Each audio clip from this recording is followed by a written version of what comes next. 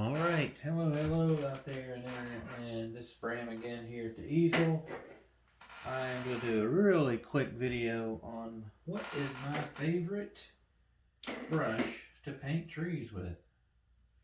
Now, it's not one that I use all the time because really I'm too lazy to keep up with all these things, but it is my favorite brush, I believe, to paint larger evergreen, cedar trees or things like that. It is the Bob Ross oval brush, and it's the one you can always tell it's different. It's got the black handle.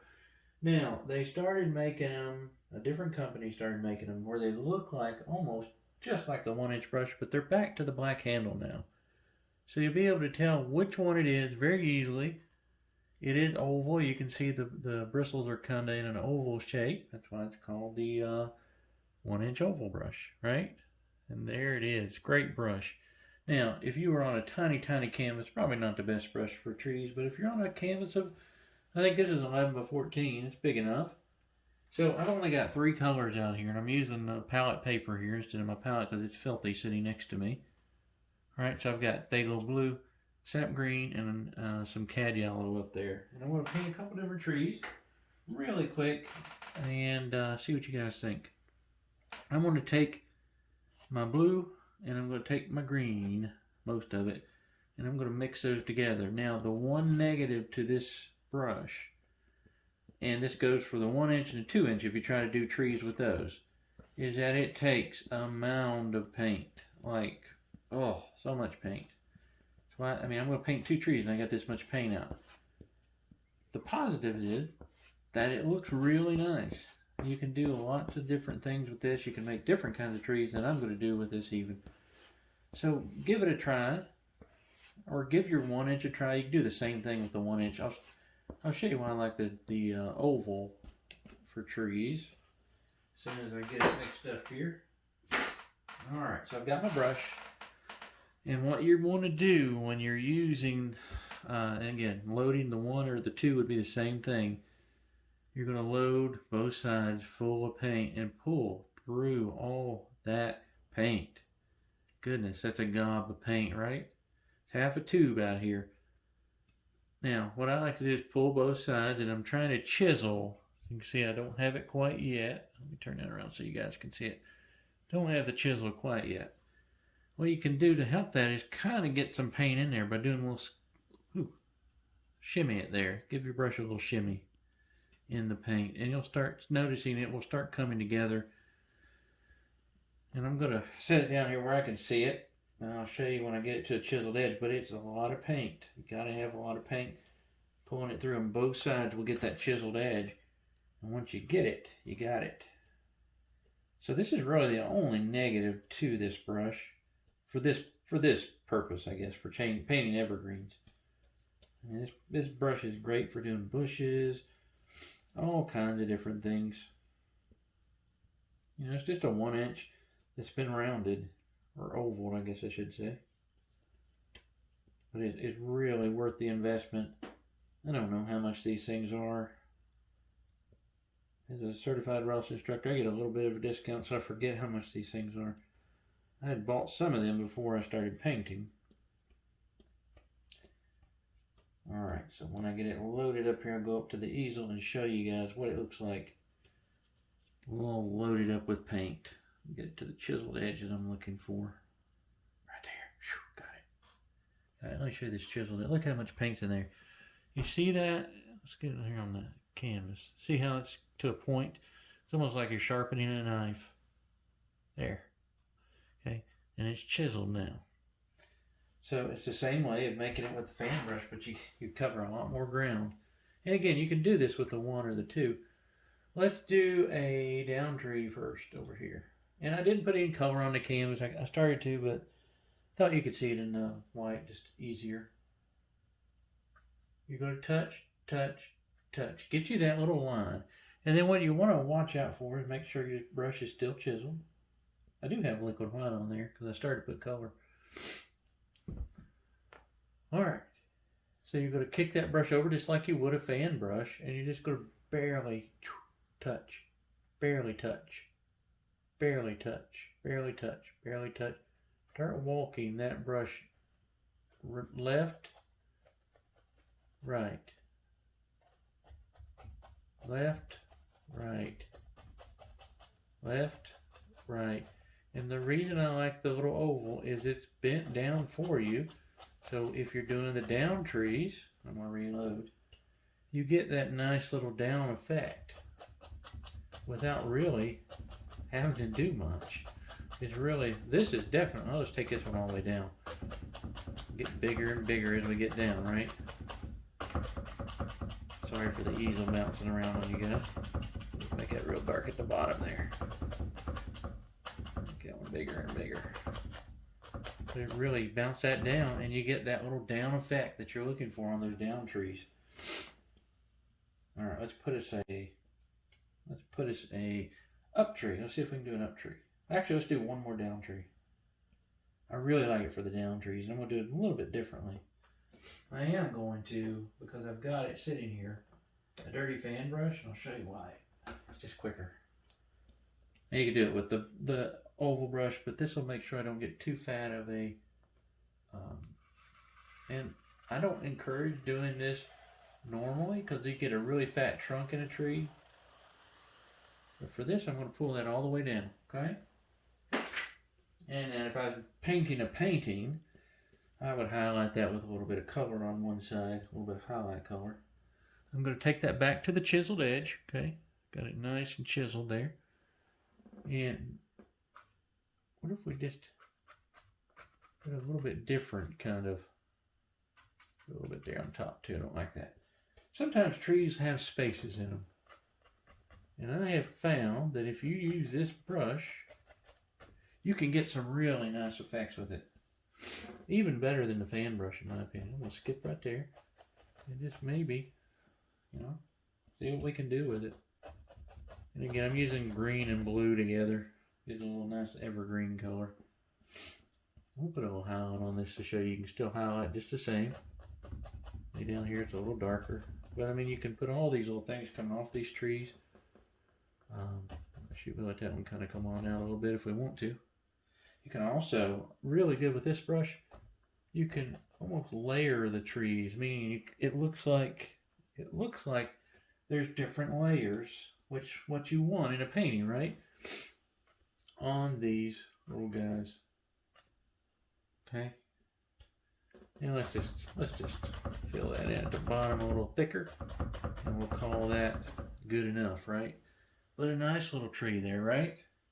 Super good brush. But now once you get that brush loaded, and it takes a lot of paint to initially load it, now you're just kind of grooming it as you go. It's not really that bad once you get it loaded initially. Okay, I'm going to load it up to the chiseled edge again. And we'll do another tree here. I'll make this one slightly smaller. I don't know why. Not like I'm painting a whole painting. I didn't have it chiseled. Make sure you got it good and chiseled, or you won't get that nice top that you want on your trees. There we go. Remember, it's a lot bigger brush. There we go. See, still make a nice fine line. We'll do an up tree with it. And honestly, I don't know that I've ever used this brush to do an up tree. So it may not look great. Oh, I think it's going to be wonderful. Look at that. Look at that. And I'm just touching, moving left, moving right. Wish I'd left a little space in there so you could see that. I want to cover up my nice little spacey tree here. This almost looks like a Christmas tree. Like a Douglas fir. I don't know. I forget what kind of Christmas tree we have, but if I'm just pushing up and letting the brush just make those little whatever for me. The tree. I'm going to lose my nice little tree there in the middle. Maybe I'll bring it out with some highlights. Again, I'm not painting a painting, but you just use that brush just to push up. Go all the way down in here. And you've got yourself a wonderful, wonderful tree. You can always go back and find little areas. pull this one in front of this one. I have a problem, guys. I always have to, I'll throw this canvas away.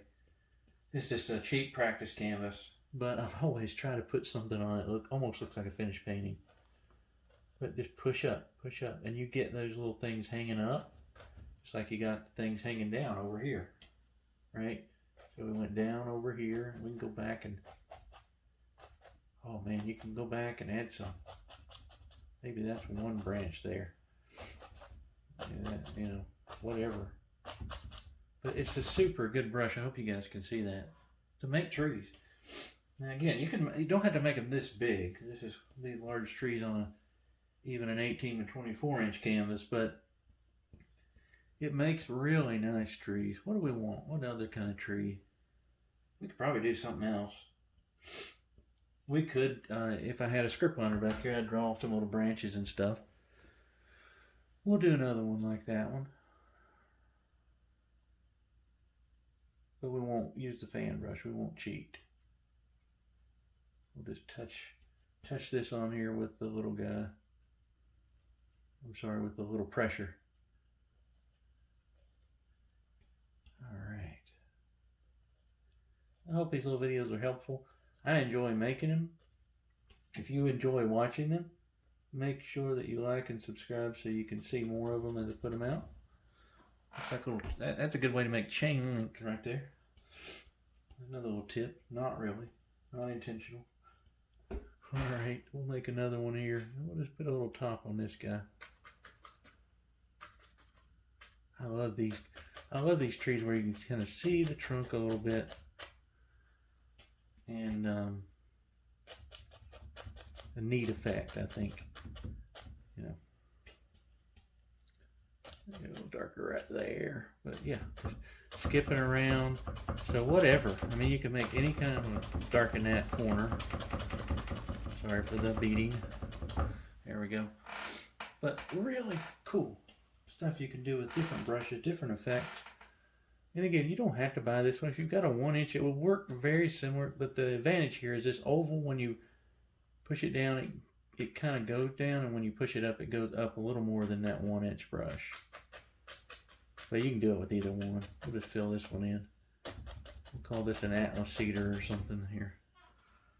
Alright, a little bit there. Now, I've got another one. I have a few of these. Got another. We'll put a little highlight on one of these and then I'll call it quits. So again, if these are helpful for you, let me know. I enjoy making them. I don't think that I'm a great painter. I'm definitely not an artist, but I can sling some paint on a canvas and make it look like something sometimes. And if you enjoy that, stick around. Stick around with me. Alright, I'm making a little bit of a light evergreen color here. Green, yellow, and a little bit of blue in there. Now, you don't really have to chisel this, but you can a little bit. You don't have to worry about getting it completely together. See, that one's not completely together. You can also leave it open. It's a really nice effect if you leave it open, because then you get new branches right in your face that maybe you didn't have before. I'm trying to make sure this is lined up for you guys to see it. Almost got it to the color I like, but it may not show up. So I'm going to take a little liquid white. Remember the golden rule of this style of painting, wet on wet, a la prima painting that Bob was famous for, is that a thin paint will stick to a thick paint.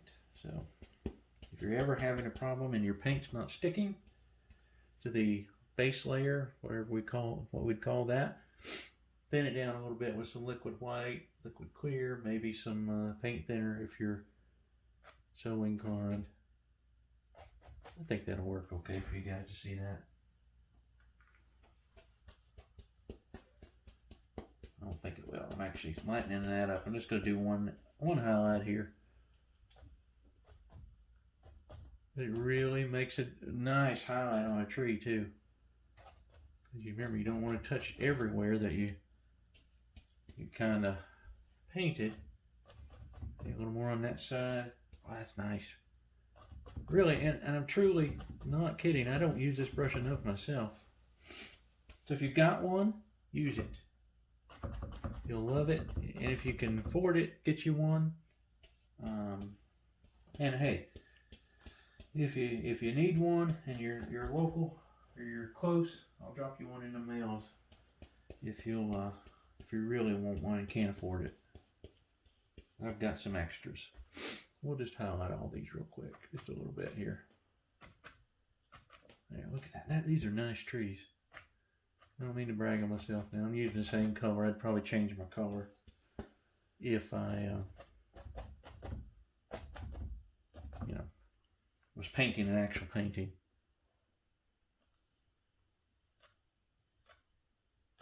Oh, that's an up tree. There you go, like this. Almost messed that up. There we go. Let that up tree be in front of that one. You can see how nice this does. Highlighting and just painting the tree overall. And I'm getting a little sloppy with it, but that's okay. There we go. Maybe a little bit in here. Dark down there anyway. One more and we'll call her done. Again, like and subscribe if you like these. Got way more videos coming. I don't know what way more means, but lots more. How about that? Tutorials and painting on locations and things that I'm going to be doing, especially once the virus is done. Like I said, this kind of a cedar tree. Let's throw some color in there. Not bad trees, guys. All right. Hope everybody's New Year is off to a good start, and I will see you down the road. Thank you. Let me know if this was helpful for you.